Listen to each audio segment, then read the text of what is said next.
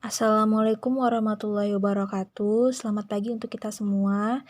Pada pertemuan kali ini kita akan memasuki materi baru yaitu konsep himpunan pada bab 2 yang disusun oleh saya sendiri, Lia Agustina dengan guru pembimbing Ibu Tia Ranita Dekriati. Sebelum kita memasuki materi konsep himpunan, kita perlu tahu apa sih himpunan itu dalam kehidupan sehari-hari. Nah, kata himpunan ini bisa dipadankan dengan kata kumpulan, kelompok, grup, atau gerombolan. Misalnya seperti dalam biologi, kita mengenal kelompok flora dan kelompok fauna. Di dalamnya masih ada kelompok vertebrata, kelompok invertebrata, kelompok dikotil, dan kelompok monokotil. Kita juga mengenal suku Jawa, suku Madura, suku Sasak, dan suku-suku lainnya. Semua itu merupakan kelompok. Nah, istilah kelompok, kumpulan, kelas, maupun gerombolan dalam matematika itu dikenal dengan istilah himpunan. Namun, tidak semua kumpulan termasuk himpunan. Maka perhatikan contoh-contoh berikut.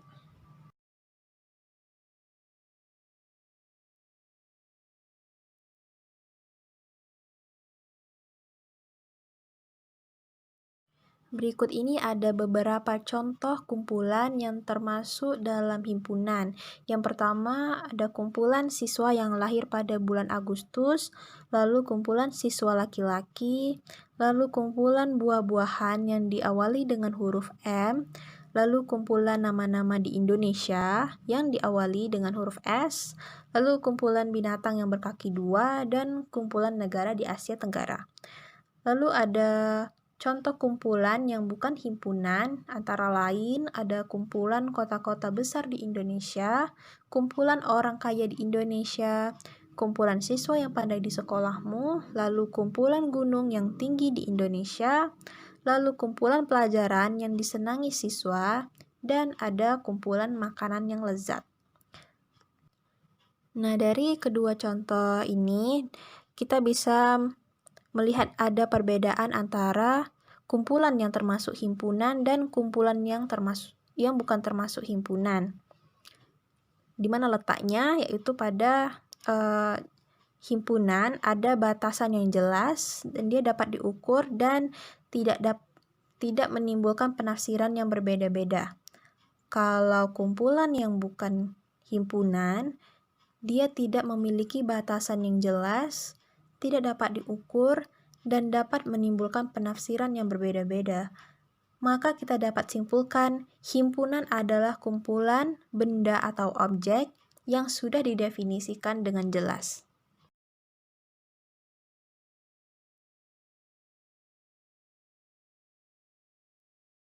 Berikut ini ada beberapa contoh himpunan lainnya, yaitu himpunan sayur-sayuran. Anggotanya ada kacang panjang, buncis, bayam, dan kecambah. Jika kita tuliskan, maka dapat berupa anggota dari himpunan sayur-sayuran adalah kacang panjang, buncis, bayam, dan kecambah. Contoh yang kedua yaitu himpunan buah-buahan yang anggotanya ada nanas, jeruk, apel, dan mangga. Jika dituliskan, maka anggota dari himpunan buah-buahan adalah nanas, jeruk, apel, dan mangga. Contoh yang ketiga yaitu himpunan ikan yang anggotanya ada tongkol, gurami, lele, dan mujair. Jika dituliskan, maka dapat berupa tongkol bukan anggota dari himpunan bumbu dapur. Lalu contoh yang keempat ada himpunan bumbu dapur yang anggotanya itu ada bawang merah, garam, kemiri, dan bawang putih. Kalau kita tuliskan, yaitu mangga bukan anggota dari himpunan ikan. Agar lebih memahaminya lagi, perhatikan pernyataan di bawah ini. Mangga adalah anggota dari himpunan buah-buahan. Dapat dikatakan mangga adalah elemen dari himpunan buah-buahan lalu dilambangkan dengan mangga, elemen buah-buahan. Yang simbol bentuk E itu kita baca elemen ya. Lalu yang kedua ada tongkol bukan anggota dari himpunan bumbu dapur. Dapat dikatakan tongkol bukan elemen dari bumbu dapur dan dilambangkan dengan tongkol bukan elemen bumbu dapur. Kalau dicoret simbolnya kita baca bukan elemen.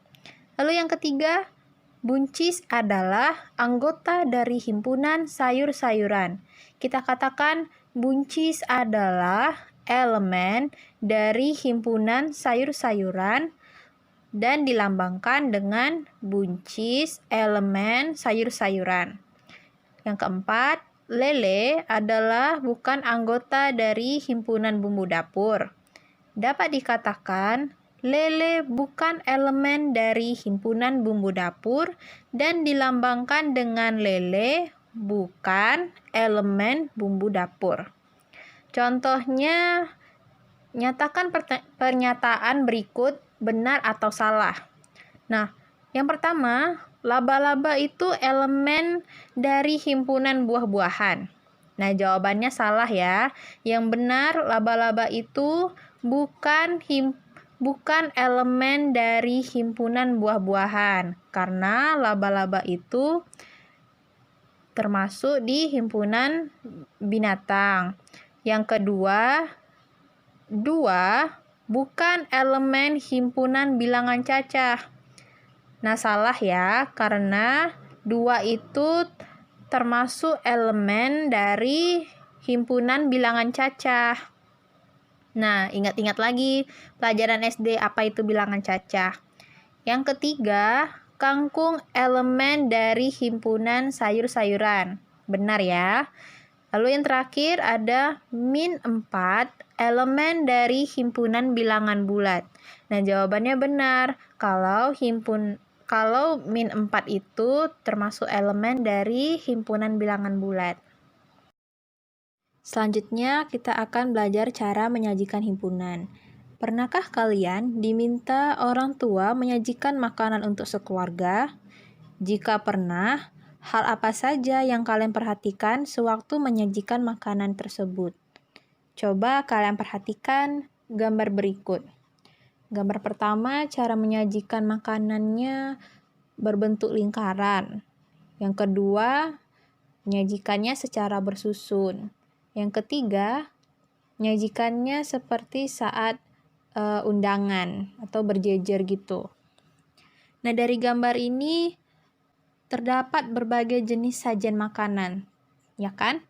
Begitu pula dalam menyajikan himpunan. Dapat kita lakukan dengan cara yang berbeda pula.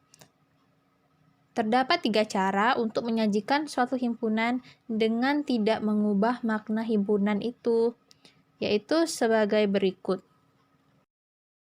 Cara pertama untuk menyajikan suatu himpunan yaitu dinyatakan dengan menyebutkan anggotanya atau biasa kita sebut dengan enumerasi.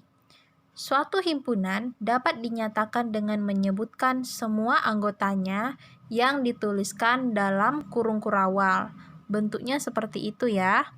Jika anggotanya sangat banyak, cara mendaftarkan ini biasanya dimodifikasi, yaitu diberi tanda 3 titik dengan pengertian dan seterusnya mengikuti pola. Contohnya, himpunan A adalah 1, 3, 6, 9. Berarti anggota himpunan A itu ada 1, 3, 6, 9. Selanjutnya, himpunan B adalah 2, 3, 5, 7. Berarti anggota himpunan B ada 2, 3, 5, dan 7. Selanjutnya, himpunan C adalah A, I, U, E, O. Berarti anggota himpunan C adalah A, I, U, E, O. Yang terakhir yaitu himpunan D adalah titik-titik, min 3, min 2, min 1, 0, 1, 2, 3, dan seterusnya. Maksudnya itu, titik-titik yang sebelum min 3 itu bisa kita isi min 4, min 5, min 6, sesuai dengan pola yang sudah dituliskan di dalam kurung kurawal itu. Maka anggota dari himpunan D adalah bilangan bulat. Cara kedua dalam menyajikan suatu himpunan yaitu dinyatakan dengan menuliskan sifat yang dimiliki anggotanya. Suatu himpunan dapat dinyatakan dengan menyebutkan sifat yang dimiliki anggotanya. Perhatikan himpunan pada contoh slide sebelumnya dan bandingkan dengan contoh di bawah ini. Contoh yang pertama, A adalah himpunan semua bilangan ganjil yang lebih dari 0 dan kurang dari 0. Coba kita perhatikan contoh di slide sebelumnya. Anggota dari himpunan A itu ada 1, 3, 6, dan 9. Maka sifat dari himpunan A sama dengan bilangan ganjil yang lebih dari 0 dan kurang dari 0.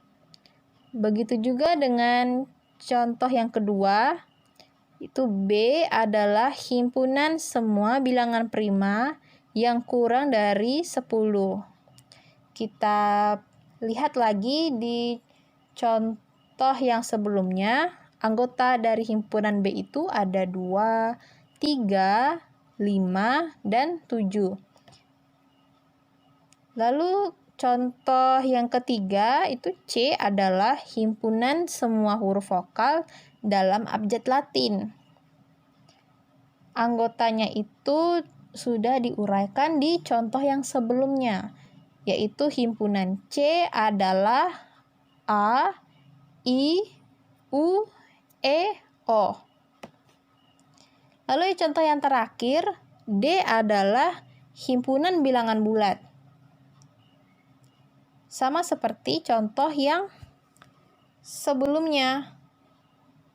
Maka kita sebutkan anggota dari himpunan D mulai dari titik-titik karena terlalu banyak anggotanya, jadi kita tulis titik-titik.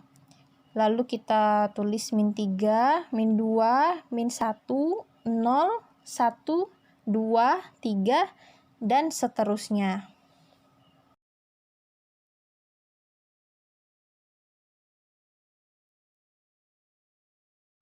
Perlu diingat, himpunan semua bilangan asli itu dinotasikan dengan A. Anggota himpunan A adalah 1, 2, 3, 4, dan seterusnya mengikuti pola. Apa polanya? Yaitu bilangan asli. Lalu yang kedua, himpunan semua bilangan cacah kita notasikan dengan huruf C. Maka anggota himpunan C adalah mulai dari 0 ya, bilangan cacah 0, 1, 2, 3, 4, dan seterusnya mengikuti pola. Yang ketiga, himpunan semua bilangan bulat kita notasikan dengan huruf B. Maka anggota himpunan B sama dengan titik-titik, min 3, min 2, min 1, 0, 1, 2, 3, dan seterusnya. Mengikuti pola bilangan bulat. Yang keempat, himpunan semua bilangan real dinotasikan dengan huruf R. Contoh bilangan real itu seperti akar 3, 2/3, 3/4, atau seperti 0,45.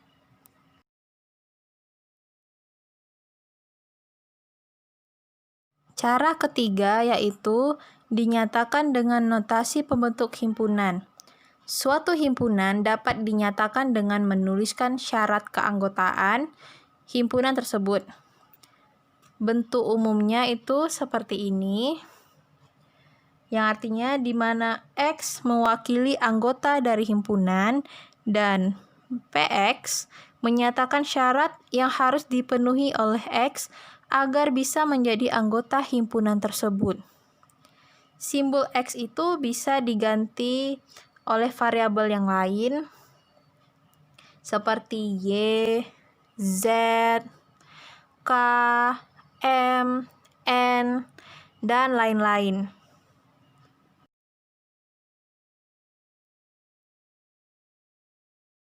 Contoh yang pertama yaitu himpunan A adalah 2, 3, 5, 7, dan 11.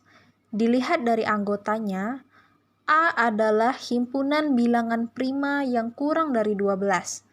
Maka notasi himpunannya, jika kita baca, A adalah himpunan yang anggotanya semua X, demikian sehingga X kurang dari 12 serta X elemen bilangan prima. Contoh yang kedua seperti berikut. Jika kita baca, A adalah himpunan yang anggotanya semua X, demikian sehingga X lebih dari 1 dan X kurang dari 8, serta X adalah bilangan ganjil. Contoh yang ketiga, itu B adalah himpunan yang anggotanya semua Y, demikian sehingga Y kurang dari 10, serta Y adalah bilangan prima. Lalu contoh yang keempat, itu kita baca, C adalah himpunan yang anggotanya semua Z, demikian sehingga Z adalah huruf vokal dalam abjad Latin. Selanjutnya, coba pahami pernyataan di bawah ini. Nah, contoh pernyataan di bawah ini itu cara penyajian himpunan gabungan dari ketiga cara tadi. Contohnya, pernyataan yang pertama, himpunan A adalah bilangan cacah kurang dari 5. Nah, tadi kan bilangan cacah mulainya dari 0 yang paling kecil. Jadi, anggota himpunan A itu mulai dari 0, 1, 2, 3, dan 4. Kenapa 5 tidak masuk? Karena sifat dari himpunan A tadi bilangnya bilangan cacah kurang dari 5. Maka 5 tidak masuk ke dalam anggota himpunan A. Nah, bagaimana dengan notasi pembentuk himpunannya? Itu seperti berikut. Cara bacanya, A adalah himpunan yang anggotanya semua X, demikian sehingga X kurang dari 5 dan X elemen dari bilangan bulat. Lalu pernyataan yang kedua, yaitu himpunan B adalah X di mana X lebih besar dari min 2 dan X kurang dari 3, serta X elemen dari bilangan bulat. Maka anggota himpunannya adalah min 1, 0, 1, dan 2. Kenapa demikian? Karena dari notasi pembentuk himpunannya mengatakan bahwa X itu lebih besar dari min 2. Kita mulai dari berapa kalau lebih besar dari min 2? Berarti mulai dari min 1, 0, dan seterusnya. Lalu ada perintah lainnya, kalau X itu kurang dari 3.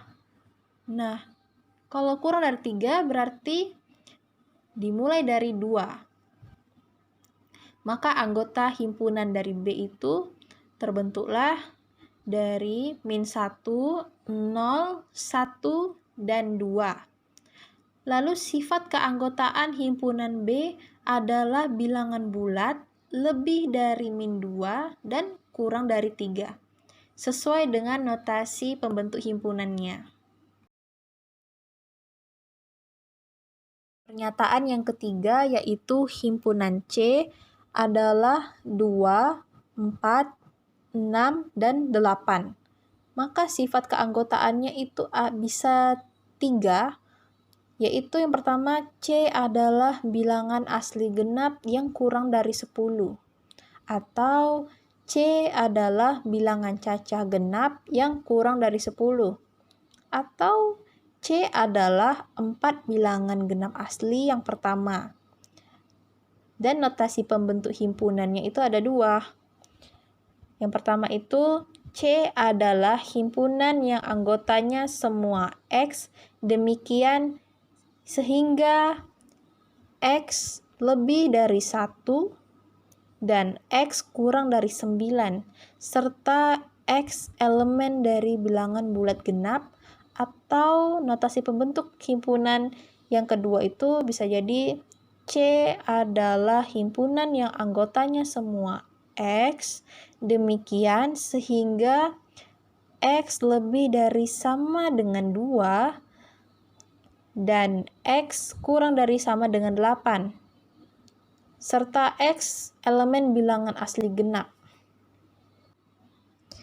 Pernyataan yang keempat yaitu himpunan bilangan real tidak bisa dinyatakan dengan penyajian menyebutkan anggota dari suatu himpunan, tetapi bisa disajikan dengan notasi pembentuk himpunan dan disajikan dengan menyebutkan sifat yang dimiliki anggotanya. Baiklah, sekian pada materi penyajian himpunan. Apabila ada kesalahan dalam pengucapan, Ibu mohon maaf. Akhir kata, Ibu akhiri dengan wabillahi taufik wa hidayah. Wassalamualaikum warahmatullahi wabarakatuh.